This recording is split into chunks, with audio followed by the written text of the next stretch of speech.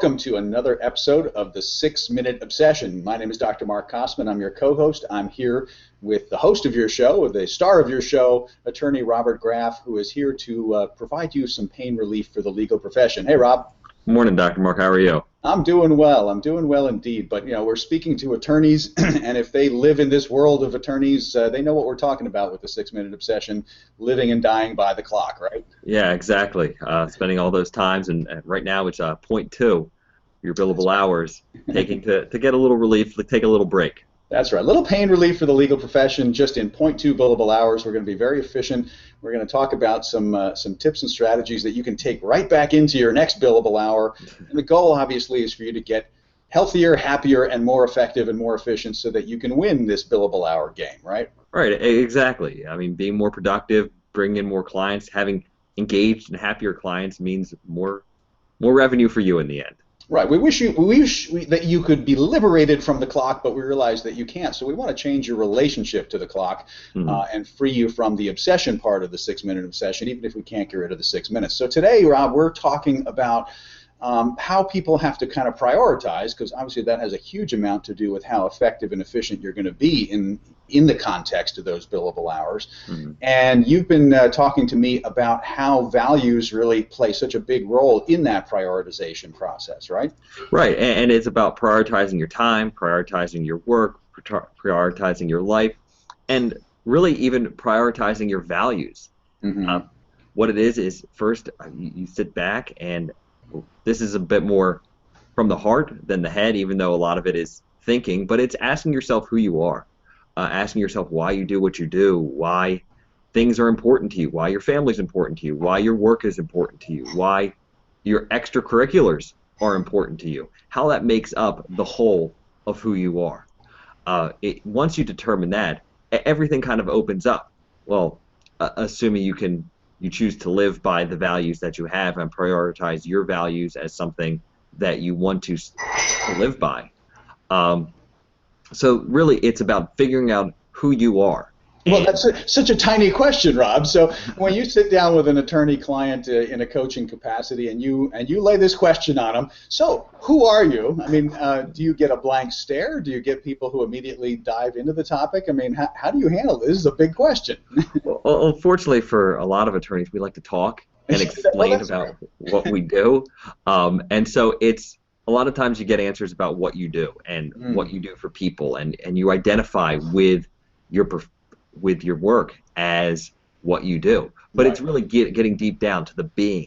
Why did you go to law school? What did you hope to get out of law school? What did you like most and what did you like least about law school? An attorney that likes doing research every day is probably not going to be enjoying a law practice where they never do research, where they never have to write anything.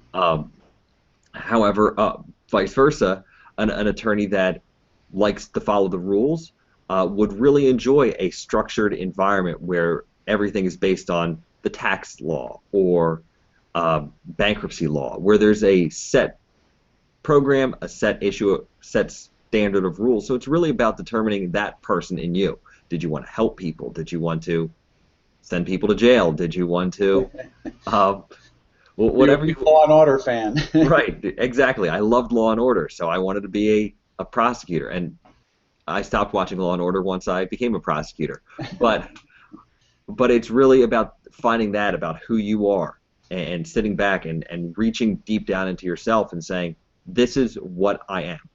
Not what I do, but what I am. Exactly, you're right. I mean, that's the typical surface response, right? I mean, you go to a meet and greet kind of thing. Hey, nice to meet you. What do you do? It's not who are you. It's what do you do. It's very action oriented. It's very, because I guess that's the easier question to answer.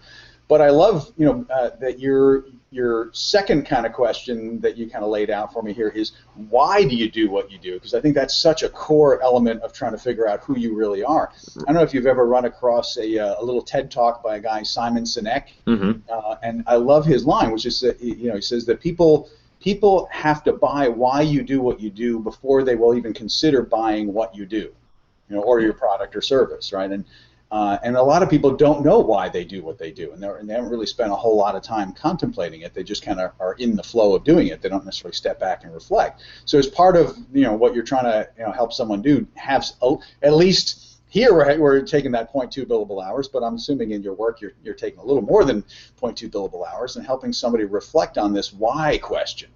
And that's it's deeper than why do I do what I do? Because I could easily say, if somebody said, why do you do what you do? Why are you an attorney? I could easily say, well, I was a history major in college, and I didn't know what I wanted to do, and my parents recommended I go to law school, and, well, that's a good choice, so I'll go to law school. And that was my story for years. But recently, as I think I may have mentioned, I did something where I filled out a survey, and it listed the things that I wanted to do from when I was young. I wanted to be a police officer. I wanted to be a teacher. I wanted to be a prosecutor. I wanted to be a civil attorney. And what was the real reason? Why was I doing them? Why was I drawn to all those careers? One of them, I thought it would be fun. And the other one was I wanted to help people. And that's really the million-dollar question. And the million-dollar answer was I wanted to help people. Mm-hmm.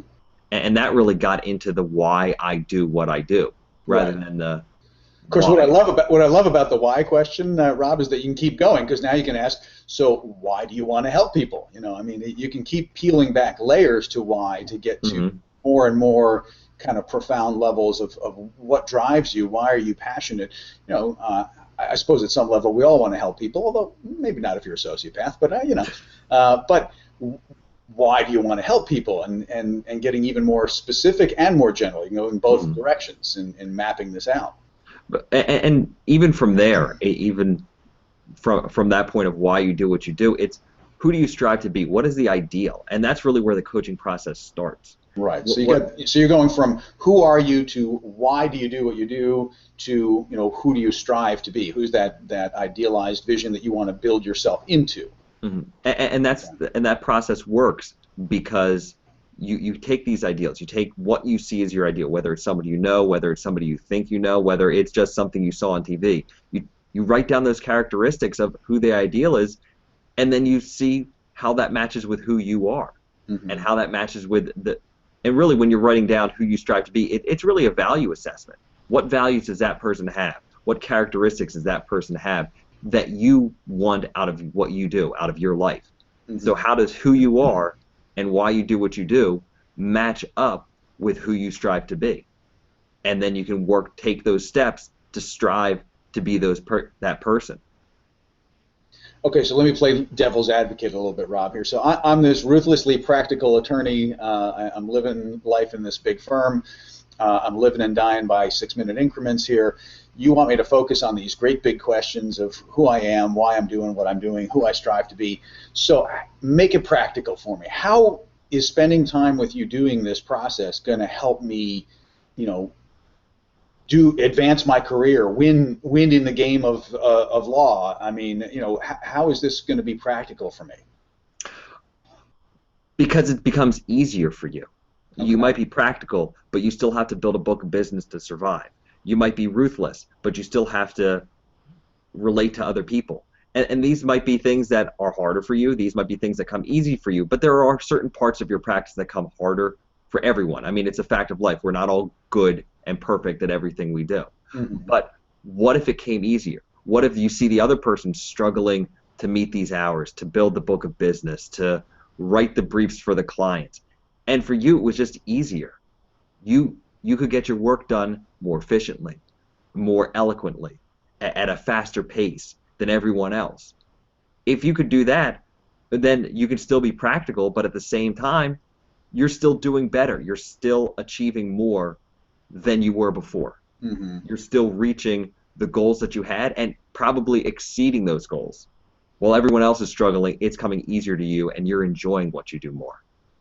I can see that totally, and of course I was playing devil's advocate there, but no, I mean I think part of that is that these deeper questions really free up energy. At least they do in my life. I mean, when I lose sight of these bigger questions, when I start getting too caught up in the nitty gritty, that's where I start heading down that kind of road to burnout, because there's nothing feeding the energy back into why I'm doing what I'm doing and why I'm passionate about it, why I care about it. I mean, I've got to assume that in the average life of the average attorney, you're not necessarily passionate about every case. Right. So tapping into your passion for the work that you do is going to help you kind of move that energy in there, no matter what the case is, because you've got a bigger agenda, you've got a bigger why than just billable hours, right? Yeah. I mean, wouldn't it be amazing if you didn't burn out? And why do we feel we need to burn out? There's nothing that tells us you should burn out as an attorney or in any work that we do. So what if everyone else around you's burn out and you were energetic? You were energetic. You like what you do. Who's going to bring in that client? Who's going to bring in that bigger business? The person that's not burnt out.